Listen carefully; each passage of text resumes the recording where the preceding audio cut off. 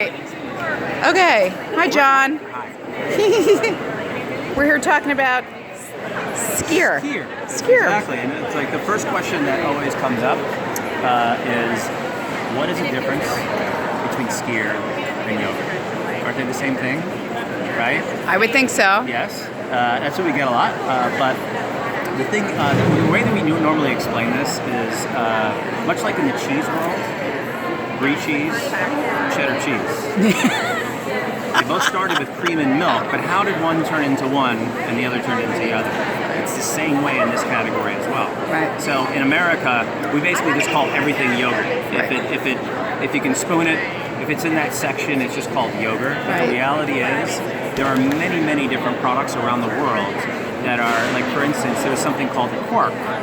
Right? Q-U-A-R-K, quark, that originates in Europe. It's not a yogurt, it's quark. Right? Like a kefir. Like kefir, exactly. right. So, and what does that? The cultures do that. Right. So cultures and process make a quark, a Skyr, and a yogurt. And the only way that you can really taste it for yourself and really understand it is to kind of go through the category. And what we normally do, and this is in no way, shape, or form to denigrate what other people are doing, but just to help orient us, like what is this true difference? Right. So we normally start with Chobani. So getting my garbage can out. Yeah, or we could use that. So normally we start with Chobani. It's a very large Greek yogurt in the United States. Go ahead and take a spoonful of Chobani first. So what you'll notice about Chobani is it's very sour, it's creamy. In terms of overall flavor, other than being sour, there is a dairy note, but that's about all. Then we'll go to Faye.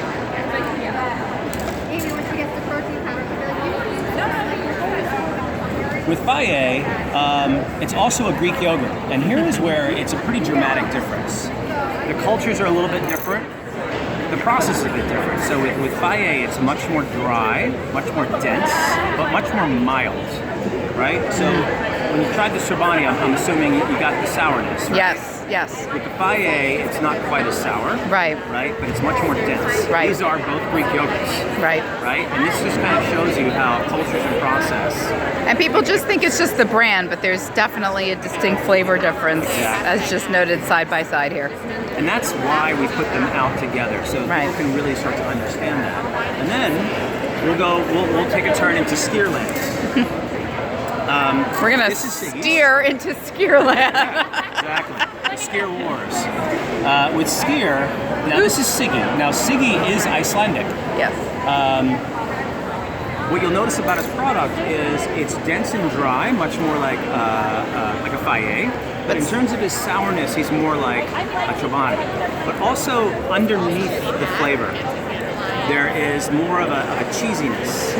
Some people say funkiness, but not in a bad way. It's like you can almost like a good cheese. You can get kind of a depth of flavor. That's what now you're in Skyr land. Right? Now you're talking about Skyr. And the cultures that he's using are not like the cultures that we are using for our products. We use an heirloom culture. Our cultures are over 200 years old. They've been passed down from generation to generation. If you think about, have you ever heard the story? It's like, oh, my grandmother has a sourdough culture, right? Passed down from generation to generation. Same way with Skyr cultures. So with our product, this is Icelandic Provisions. What you'll notice is, in terms of its mildness, it's more mild, like a Faye, but it's just super creamy, super dense, but it's not as dry as a Faye. And I also want to hone in. You had mentioned it's very shiny. Yes, it also is very shiny. Right. And I also love to see the little dimple on the top. Is one of my favorite things about the product. So the reason that the cultures are very mellow, you do get a complexity of flavor, but it's not too pronounced.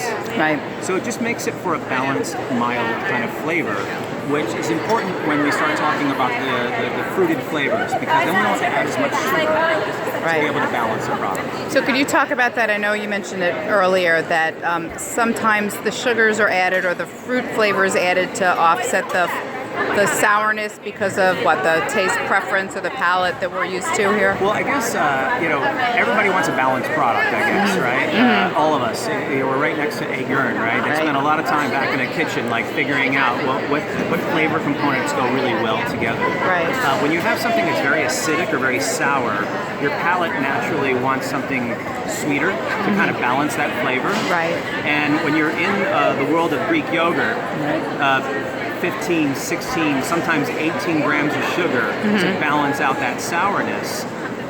Unfortunately, that's what sometimes it takes. When you have a more mild product, you can add less sugar and balance the taste. So for us, our vanilla has 11 grams of sugar in terms of total sugar, which is really, really good. And as you so is any of that added sugar, or is that just from the lactose? Yes, for sure. There's lactose in there, but there's also added sugar to be to balance. But your plain yogurt, is there any sugar that's added to that? Not added, no. But it's all from the lactose. So you can see on the back. We have our total sugars. It's rounded to 6 grams of sugar, sugar in the plain. And then could you tell me also the percent fat that you're using in this? Yeah, so we made a conscious choice to add a little bit of fat. Normally, when Skyr companies or yogurt companies launch, they usually launch with a 0% fat. We decided to launch with a 1.5% milk fat. And the reason is because we know that consumers are really thinking about fat in different ways. Right. We didn't want to launch with full fat because the mainstream consumer probably is not really ready for the full fat just yet. Yeah. But a little bit of fat is okay. I will tell you though, in eating this, it's so thick and creamy that it's, to me, somebody who prefers the 0% fat, the mouthfeel was very rich. So it was definitely rich enough, Sometimes I find a full fat to taste more like ice cream, which I guess some people like that, but I'd rather have free. You'll notice a lot in the full fat products is that you're actually not tasting as much of the yogurt or the Skyr anymore, you're tasting more of the cream. Right. In our case, we really wanted people to taste the Skyr, and not hide, the cultures. The cultures in our mind are really beautiful. They add a beautiful flavor. They're old and they're mellow because they're old. They're not very aggressive. They like to take their time. They mellowed out. But they're complex. Yeah. And we think it just adds a unique flavor. So, how is Skyr consumed in Iceland? Is it? Yeah, it's interesting. In the United States, the yogurt world is mostly, we're here in the morning right now. Right, yeah. Well, yogurt is a morning product in the United States. A lot of times in Iceland, it's more consumed in the afternoon, right?